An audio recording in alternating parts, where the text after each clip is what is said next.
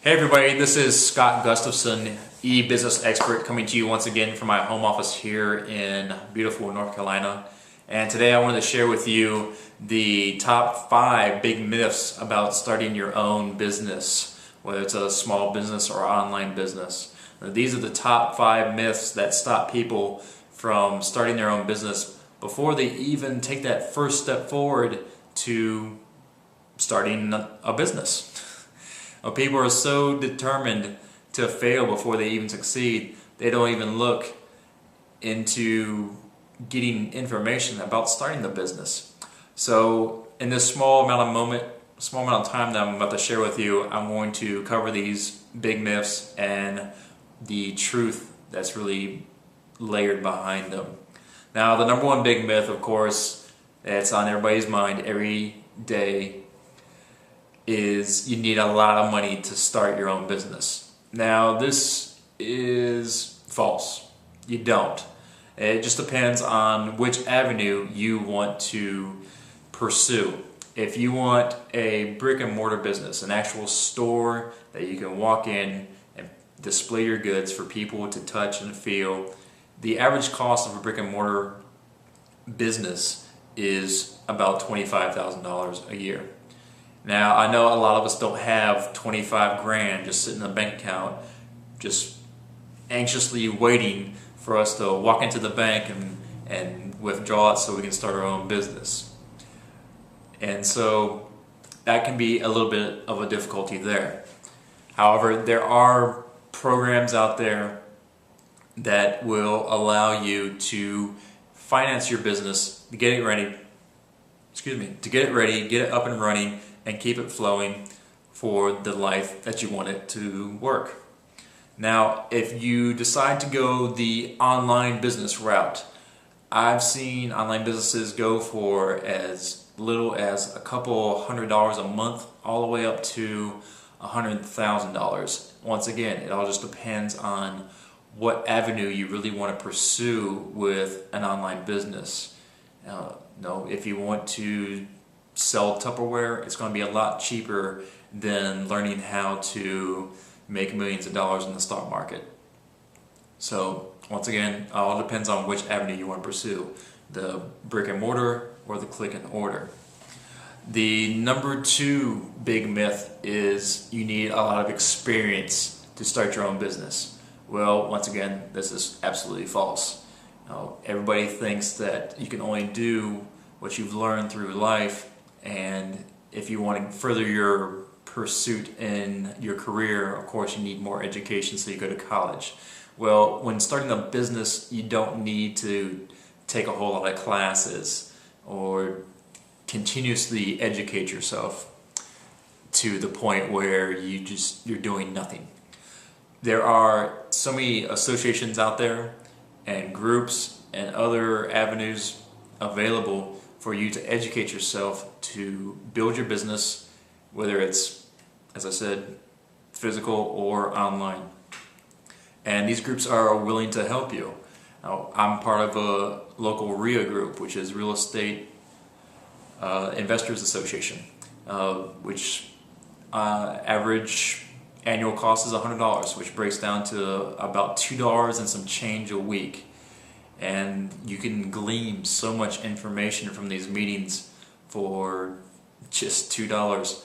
And all it pretty much determines is whether or not you show up and participate. So that's a great way to get started in real estate.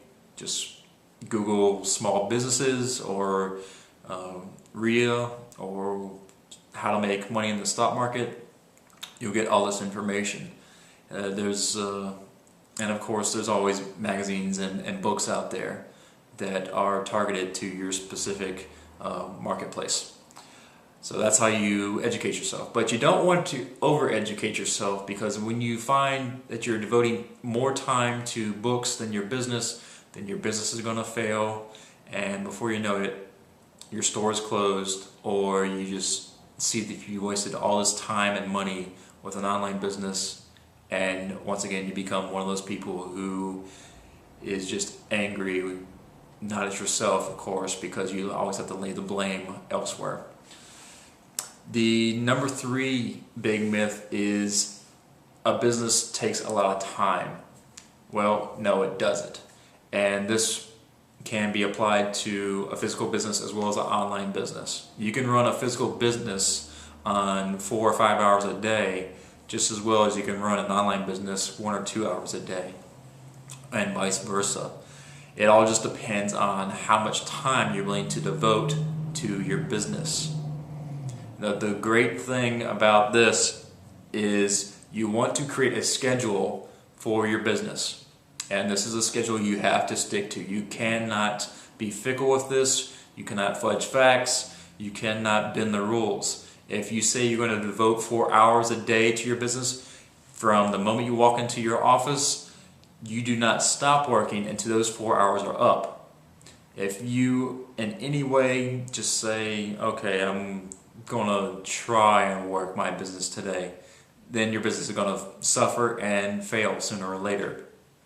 Now, if you have an online business, the same thing applies to that as well. If you say, I'm going to work 2 hours, 3 hours, 4 hours, whatever the time is, don't come home and get a drink of water and then vacuum up around the house and spend time checking email and then, oh, I got to check my Facebook account. You can't do that.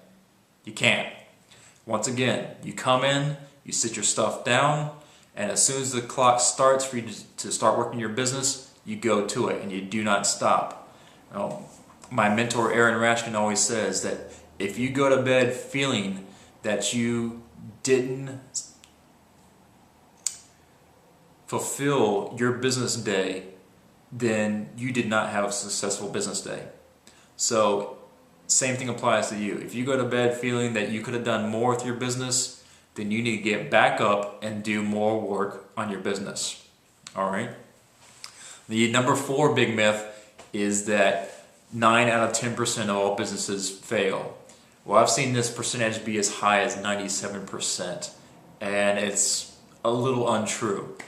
On the Small Business Association website, sba.gov, they actually say that businesses have a failure rate of about 80% between their first year and their third year of business, which is a lot better than 97%. I'll take 80% any day over 90, because that means 1 in 5 people out there who start businesses are leading a successful business.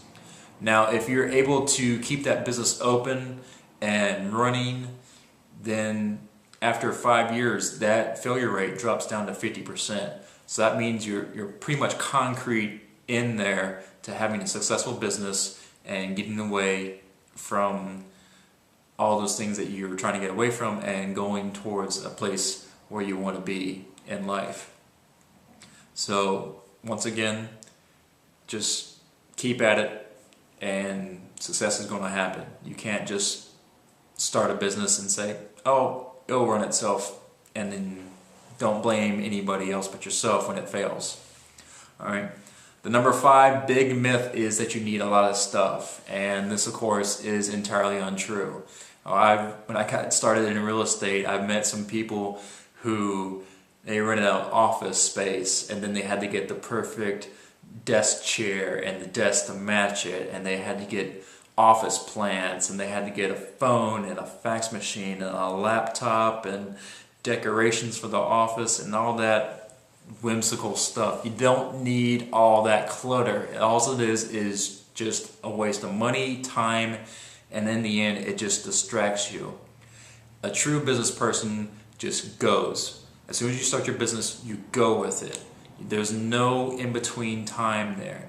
And when I started my first online business, I did not stop literally for 10 hours. I was so determined to get this thing up and running that you couldn't distract me with 10 strippers and buffalo wings. It's just impossible. I was so determined to succeed that I did not blink probably for about 3 or 4 hours. So the same thing goes for you as well.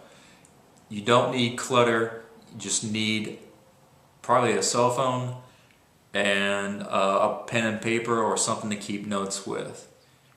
Just Don't bother with the little things. I've met people in real estate who had 4 land trusts and 2 LLCs and an S Corp and a C Corp, and then when I asked them, well, wow, you must be doing really great. How many properties do you have? And they say, oh, I've got 2 properties.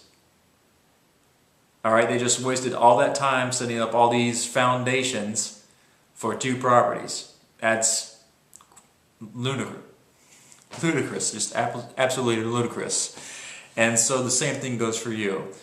You know, just immediately once you start your business, go with it. You know, you're gonna fall, you might fail, but the key is to pick yourself back up, dust yourself back off, and keep going. Because everybody fails, not everybody succeeds. All right?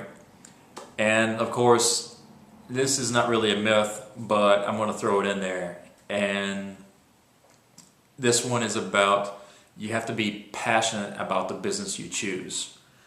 Well, it's kind of true and not true at all, because I've met people who decided to start an online business that they really didn't have a passion about, but they were so adamant about the pay scale and compensation plan that in their mind they knew that the math worked, and so they worked it and they became successful. But really, you just need passion and commitment and drive and the willingness to succeed. And no matter what business you have, whether it's a physical business or an online business, if you just keep your heart in the business, if you have the determination, if you keep the right mindset, if you continuously educate yourself but not over-educate yourself, if you learn to manage your time, if you learn to manage a work budget as well, don't throw too much money at your business, because then you'll over-exceed your boundaries. And if you just work at it with all these factors in place, then you will succeed. So once again, this is Scott Gustafson telling you, don't believe every myth you hear, and success will come your way.